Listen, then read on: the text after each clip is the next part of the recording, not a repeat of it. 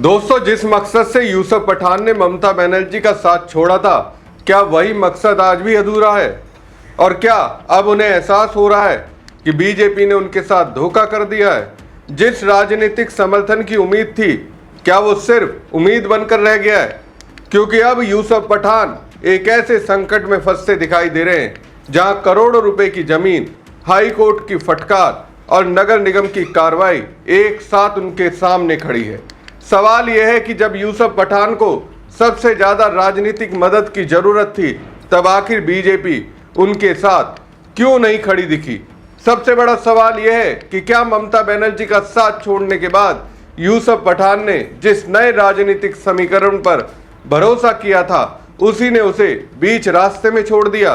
क्या यही वजह है कि अब उनके कब्जे वाले प्लॉट की नीलामी तक की तैयारी शुरू हो गई है? हैरानी की बात यह भी है कि जिस मामले को लेकर लंबे समय से विवाद चल रहा था, उसमें अचानक इतनी तेजी क्यों आ गई? क्या ये सिर्फ प्रशासनिक कार्रवाई है या इसके पीछे राजनीति की कोई बड़ी कहानी छिपी हुई है?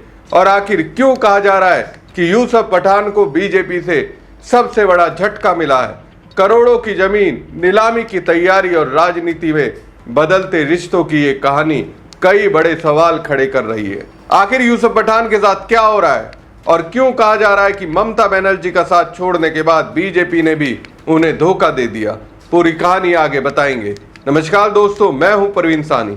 दोस्तों, जिस मकसद से यूसुफ पठान ने ममता बनर्जी का साथ छोड़ा था, वो मकसद आज तक पूरा होता दिखाई नहीं दे रहा।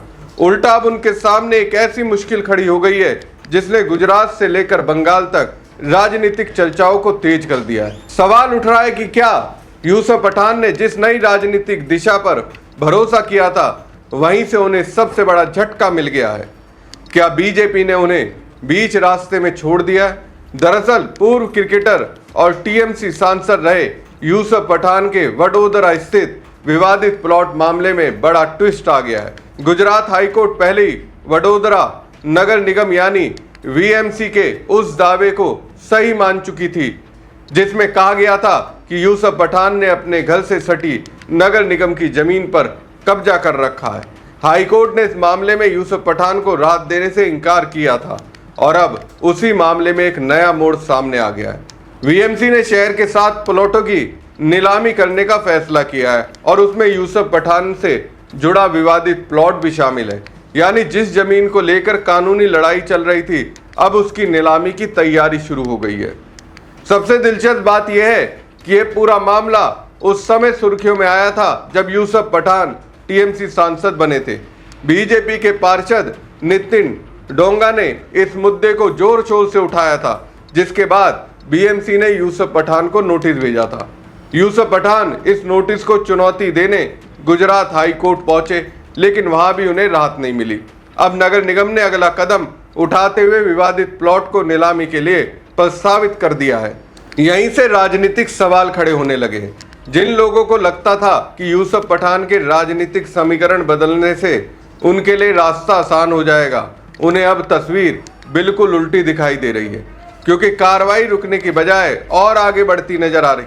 यही वजह है कि विपक्षी खेमे में ये चर्चा तेज हो गई है कि आखिर यूसुफ पठान को मिला क्या, और क्या उन्हें राजनीतिक तौर पर गलत उम्मीद दिखाई गई थी। उधर वीएमसी की स्टैंडिंग कमेटी के चेयरमैन वर्षाबेन व्यास का कहना है कि पूरी प्रक्रिया नियमों के अनुसार होगी।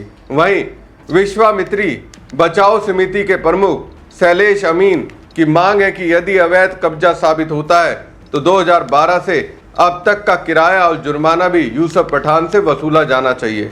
उनका दावा है कि ये रकम करोड़ों रुपए तक पहुंच सकती है। इतना ही नहीं, वीएमसी ने इस प्लॉट की अनुमानित नीलामी कीमत करीब 20 करोड़ रुपए तय की है। अब जरा इस पूरे मामले को जड़ से भी समझ लीजिए। यूसुफ पठान पर जिस जमीन को लेकर विवाद है, उसका क्षेत्रफल करीब 978 वर्ग मीटर बताया जा रहा है। दस्तावेजों के अनुसार साल 2012 में यूसुफ पठान ने इस जमीन को अस्तबल यानी तबेले बनाने के लिए आवंटित करने की मांग की थी, लेकिन राज्य सरकार की मंजूरी नहीं मिलने के कारण ये प्रस्ताव खारिज कर दिया गया था। इसके बावजूद ये विवाद खत्म नहीं हुआ और बाद में नगर निगम ने इस जमीन को लेकर कार्रवाई शुरू कर दी। गुजरात हाई कोर्ट ने भी वीएमसी की नोटिस को रद्द करने से इनकार कर दिया था। इसके बाद नगर निगम को कानून के अनुसार आगे बढ़ने की अनुमति मिल गई। कुछ समय पहले इस जमीन को खाली कराने के लिए बुलडोजर कार्रवाई की भी चर्चा हुई थी और अब मामला नीलामी तक पहुंच गया। वीएमसी का कहना है कि यूसुफ पठान सहित 7 प्लॉटों को बेचने का प्रस्ताव जनरल बोर्ड के सामने रखा जाएगा। मंजूरी मिलने के बाद नीलामी की प्रक्रिया शुरू होगी। लेकिन सबसे बड़ा सवाल अभी भी वही है, अगर यूसुफ पठान को लग रहा था कि राजनीतिक समीकरण बदलने से उनकी मुश्किलें कम हो जाएगी, तो फिर आज उनकी मुश्किलें बढ़ती क्यों दिखाई दे रही हैं? क्या ये सिर्फ कानूनी कार्रवाई है या फिर इसके पीछे राजनीति की भी कोई कहानी छिपी हुई है?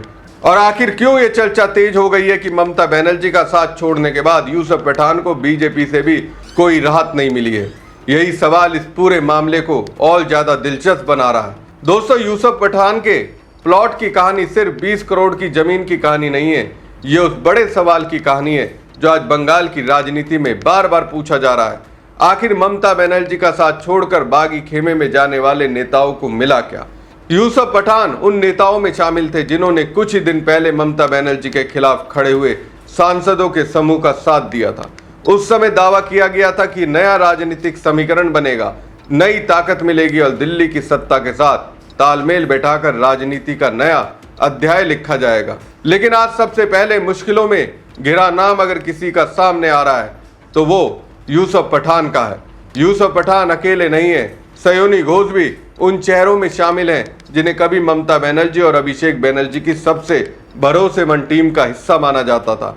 लेकिन बगावत के बाद सबसे पहले उन्हीं को संगठन के बड़े पद से हटा दिया गया। जिन युवा नेतृत्व के सहारे सयोनी घोष आगे बढ़ रही थी, वो पद अब उनके हाथ में नहीं है। सुदीप बंदोपाध्याय का मामला भी कम दिलचस्प नहीं है। टीएमसी के सबसे वरिष्ठ सांसदों में गिने जाने वाले सुदीप बागी खेमे के साथ दिखाई दिए। इसके बाद ममता बनर्जी ने संगठन में बड़ा फेरबदल करते हुए उन्हें उनके अहम पद से हटा दिया। यही नहीं, ककोली घोष, दस्तीदार, शताब्दी रॉय और कई दूसरे सांसद भी उस खेमे का हिस्सा बने जिसने दावा किया कि वही असली ताकत है और भविष्य में उसे बड़ा राजनीतिक फायदा मिलेगा। लेकिन अभी तक तस्वीर में फायदा कम और संघर्ष ज्यादा दिखाई दे रहा है। कोई अपनी सदस्यता बचाने की लड़ाई लड़ रहा है, कोई संगठन से बाहर कर दिया गया है और कोई अपने राजनीतिक भविष्य को लेकर सवालों के घेरे में है। सबसे बड़ा सवाल यही है कि क्या इन नेताओं ने सोचकर बगावत की थी कि बीजेपी या एनडीए के करीब जाने से उनका राजनीतिक भविष्य ज्यादा सुरक्षित हो जाएगा? अगर ऐसा था तो फिर यूसुफ पठान के मामले में कोई राजनीतिक राहत क्यों नहीं दिखाई दे रही? आखिर क्यों उनकी जमीन पर कार्रवाई रुकने की बजाय और आगे बढ़ती नजर आ रही है? यही वजह है कि बंगाल की राजनीति में एक चर्चा तेजी से चल रही है। क्या ममता बनर्जी का साथ छोड़ने वाले नेताओं ने जल्दबाजी में फैसला ले लिया? क्या जिस मकसद से वो बागी बने थे वो मकसद पूरा होने की बजाय और दूर चला गया? और क्या यूसुफ पठान का मामला उन सभी बागी नेताओं के लिए एक चेतावनी बन सकता है जो ये मानकर बैठे थे कि पाला बदलते ही राजनीतिक परेशानियां खत्म हो जाएंगी? फिलहाल जवाब भविष्य के गर्भ में है, लेकिन इतना जरूर है कि बगावत के बाद जिस राजनीतिक इनाम की उम्मीद की जा रही थी वो अभी तक दिखाई नहीं दे रहा। उल्टा सवाल बढ़ते जा रहे हैं और जवाब कम होते जा रहे हैं। हमारी खबर आपको कैसी लगी कमेंट बॉक्स में कमेंट करके जरूर बताएं। साथ ही पेज को ज़्यादा से ज़्यादा लाइक और शेयर कीजिएगा। धन्यवाद।